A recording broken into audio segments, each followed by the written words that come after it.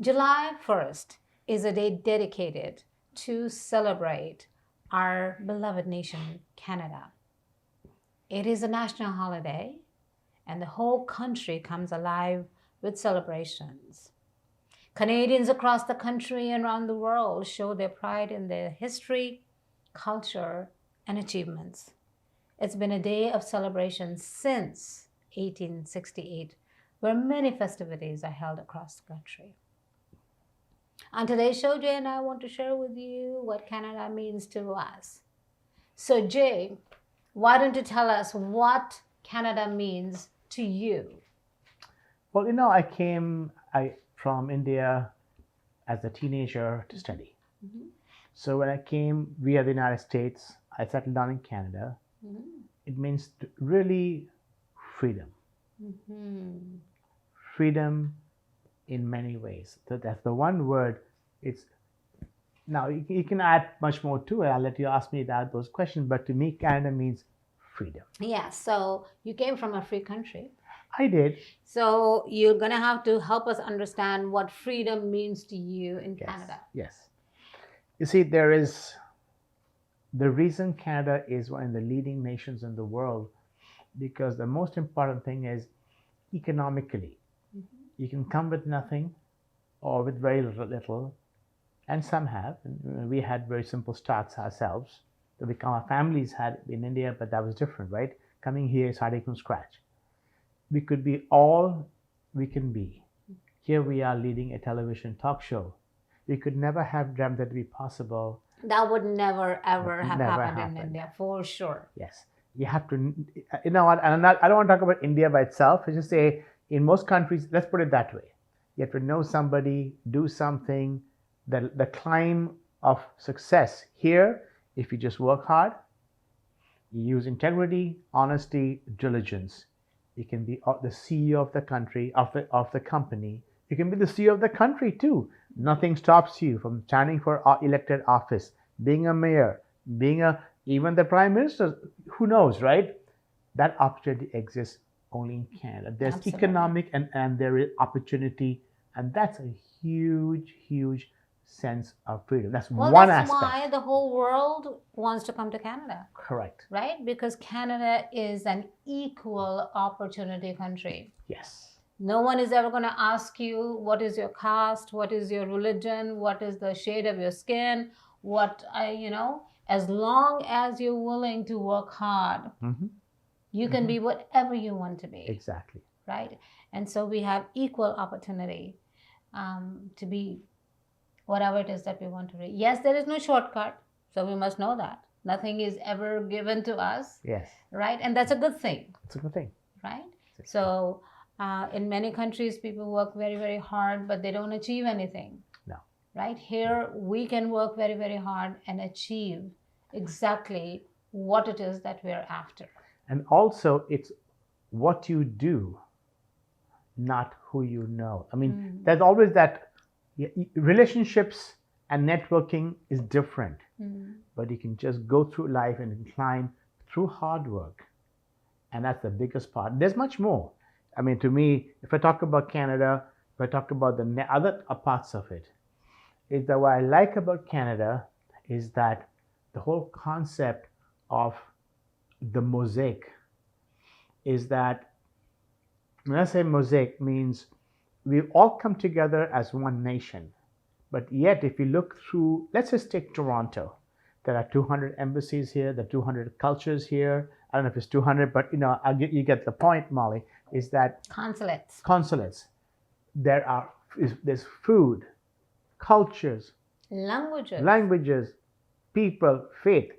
If we just go and Google events happening this weekend, you'll probably see about a dozen events or more. And in there, you will see at least half of them will have a cultural aspect to it. And people do that happily. And the fact is that your culture is rejoiced. Your culture is celebrated. That's a big thing. Mm-hmm. I'm not saying that we should not be Canadian. We are Canadian. But when you have a sense of identity and you're allowed to be that gives you even a better sense of being Canadian because you have a sense of self worth. Right. You know where you've come. Mosaic The mosaic. comes together, appears to be more beautiful Yes. when they're diverse. Diverse. Right? Cultures, Yes. languages. And so Canada is a picture Yes. that it is possible It to is come possible. from even hostile nations Even hostile nations. and live together peacefully. The third part, next part is there is political freedom. And stability. There are different parties, there are debates, but when you open the news, you talk about here the debates and aspects and environment or taxes and things, and yet people complain. However, very rarely, I mean, we've had some incidents in Ottawa, other than that, very rarely you're going to see demonstrations and things and violence on a constant basis. So if you look at the news and you look at world news or certain countries, imagine waking up to that every single day. So someone explained to me, I was in an event a couple of weeks ago, and there was a gentleman. He happened to be, well, I didn't want to go into where, but I asked him. I said, what makes you happy about being Canadian? It was a gentleman talking to, and his family was there, his kids were playing. He said, I can be who I want to be, I can pray to whom I want to pray, and I can sleep at night knowing nobody's going to come knocking at my door. That is so huge. It's huge. Right? Security. Security. We don't need political connections. We don't need to know the police officers. We don't need to have, any other types of connections that people have just to be able to survive in many nations. Yes. Here, as long as we are within the law, nobody's ever going to touch us or bother us. And that's huge. No. Another aspect is dignity of labor. I mean, whether you're the CEO, the manager, you're the ball boy, you're the waiter, you work in a gas station, you're a mechanic, from A to Z. Each one of these people have the ability to own, may not be as big a home, a different level, but that's just economies of scale of a democracy, of a free economy. But what I mean by that is each one here is respected by the other. And there's a respect of equality in society. Yes, there are, I'm not saying there are not economic differences. I'm not talking about that. No, but there's an extreme. Respect for individuals. Yes. It doesn't matter if you are a waiter in a restaurant or the manager of a multi-million-dollar corporation. So the point is, as important as it is to know what you do, and you can talk about that with people, exchange in conversation, but you're not known for what you do only, but you're also known for who you are.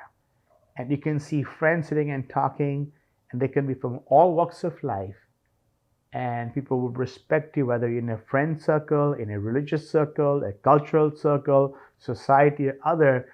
You respect it across the board. You can come to the table. Let's say there's a forum. Let's say you're going to come to a parent-teachers meeting.